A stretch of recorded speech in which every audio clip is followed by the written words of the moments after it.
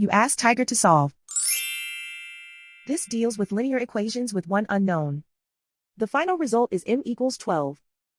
Let's solve it step by step. Simplify the expression. Expand the parentheses. Multiply the coefficients. Simplify the arithmetic. Expand the parentheses.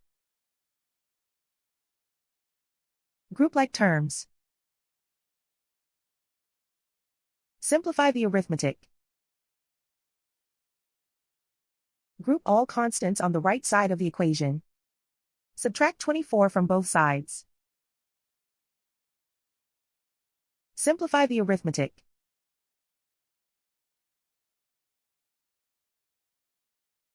Isolate the m. Divide both sides by -2. Cancel out the negatives. Simplify the fraction.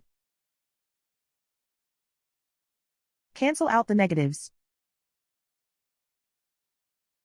Find the greatest common factor of the numerator and denominator. Factor out and cancel the greatest common factor. And so the final result is m equals 12.